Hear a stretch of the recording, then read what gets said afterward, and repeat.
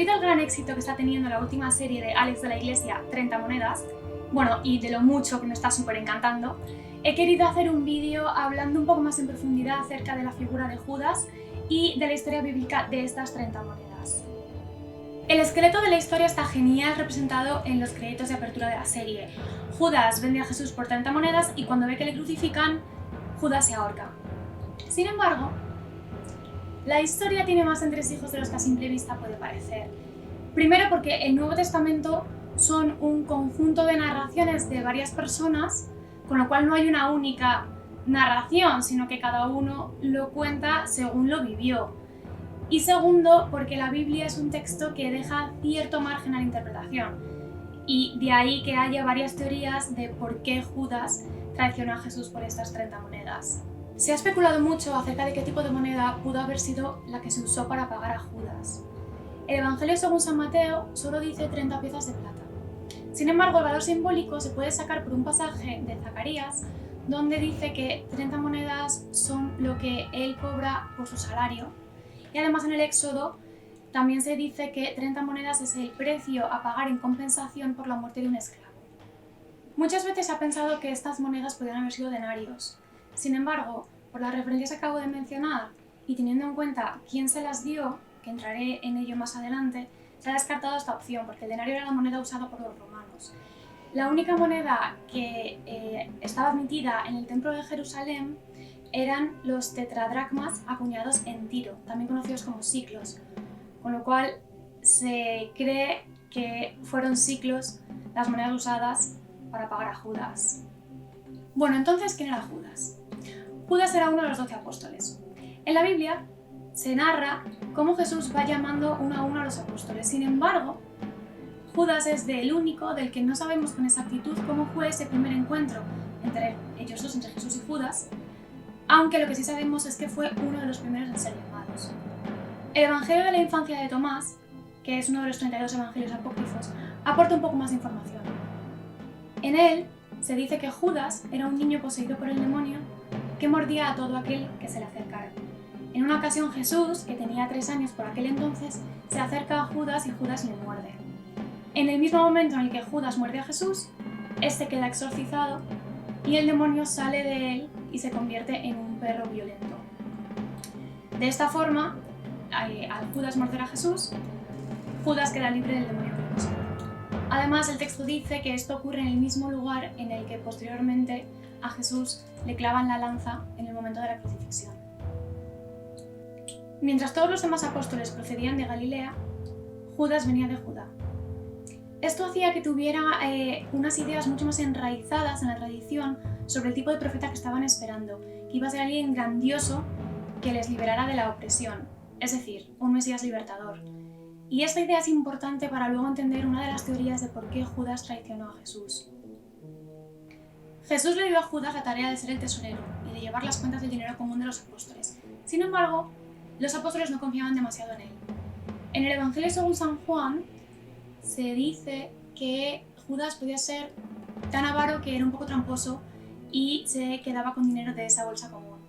En uno de los pasajes cuenta que María, la hermana de Lázaro, compró un perfume de nardo para lavarle los pies a Jesús que le costó 300 monedas, que para la época era bastante caro, y Judas la recriminó por ello porque consideraba que ese dinero estaba mucho mejor en la bolsa común, lo que se intuye que es porque él mismo quería disponer de ese dinero.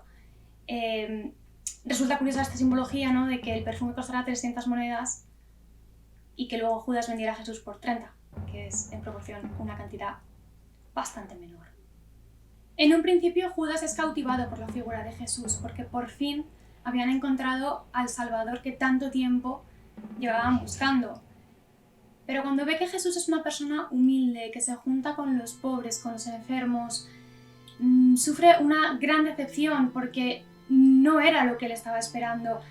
Se piensa que pudo sentir una gran frustración y que incluso se estaban poniendo en tela de juicio sus propias convicciones religiosas, porque claro, Judas no contaba con que Jesús había venido para sacrificarse. Él lo que esperaba era a alguien grandioso, a un rey todopoderoso que luchara contra los opresores, en definidas cuentas, a un Mesías libertador. Aquí entramos en la trama de la traición. Judas vende a Jesús el miércoles santo. Ese día había una reunión de Sanedrín en el palacio de Caifás. Judas acude a la reunión y organizan el plan. Judas sabía que al día siguiente, en Jueves Santo, se iban a reunir todos para la cena de Pascua, y les dice que después de esa cena Jesús se retiraría al monte de los olivos Getsemaní a orar. Entonces la palabra con ellos que aquel al que él le diera un beso, ese era Jesús.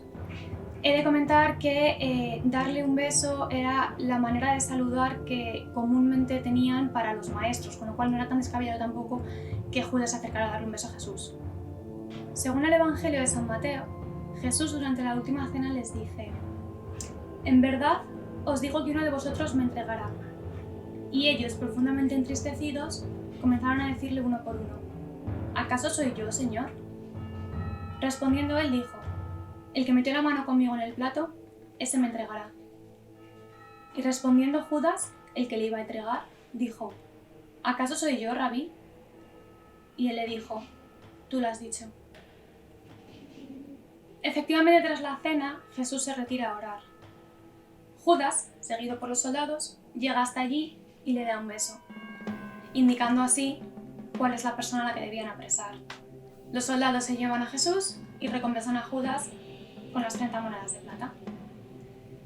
Jesús es juzgado y condenado a muerte en la cruz, y ahí es cuando Judas realmente entra en pánico, porque él se cree que no pensó en ningún momento que realmente sus hechos fueran a desembocar en la muerte de Cristo. Hay dos narraciones diferentes en cuanto al final de Judas.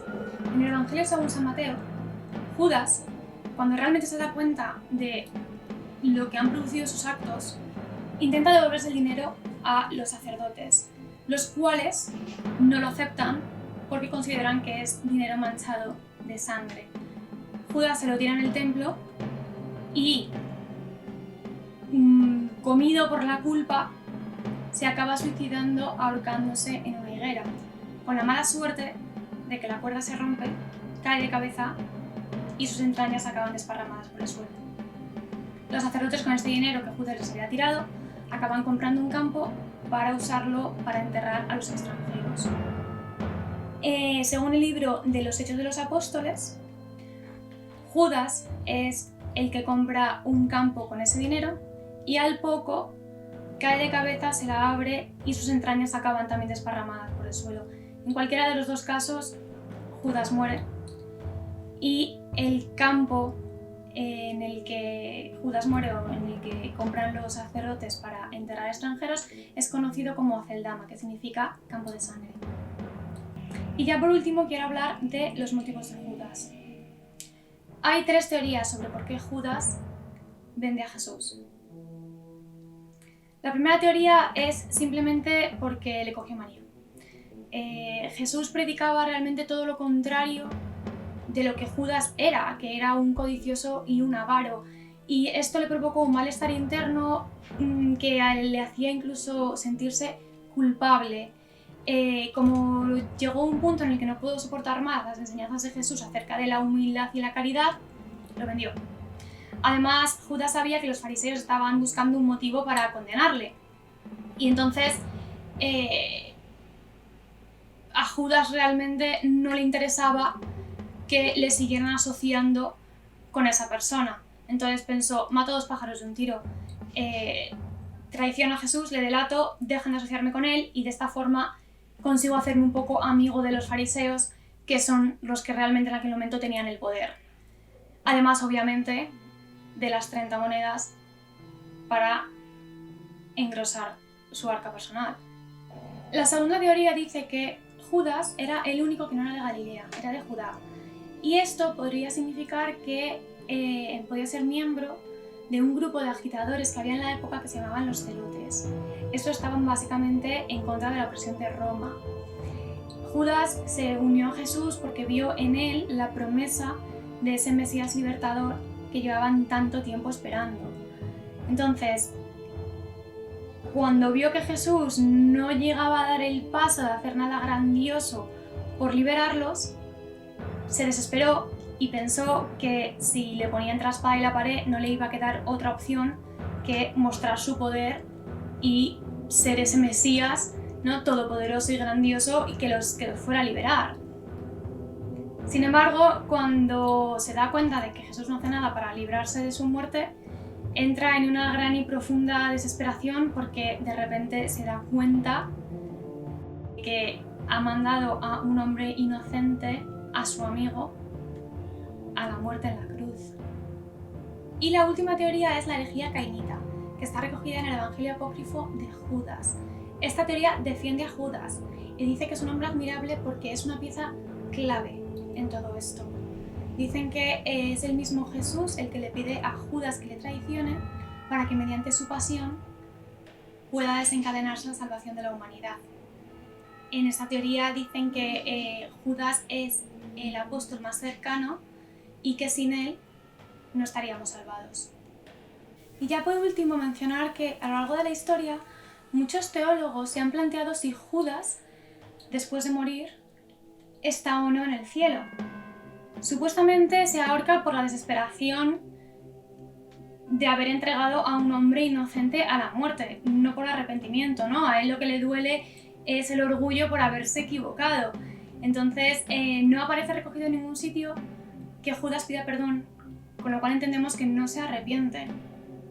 Ahora bien, si como dice la Biblia, la misericordia de Dios es infinita, entre el momento que Judas se ahorca y muere, yo os pregunto,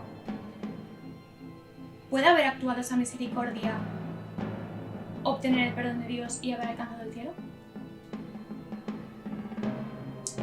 Es verdad que Dante Alighieri argumenta que no, pero realmente es algo que no se sabe. ¿Qué opináis? Bueno, y con esto hemos llegado al final de este vídeo. Espero que os haya gustado y, como siempre, cualquier comentario, debate o cualquier cosa que queráis decir, hacedmelo saber. Si no habéis visto la serie de 30 monedas de la Iglesia, vedla. Es un serión, a mí me está súper encantando, altamente recomendable. Así que nada, muchas gracias y nos vemos en el siguiente.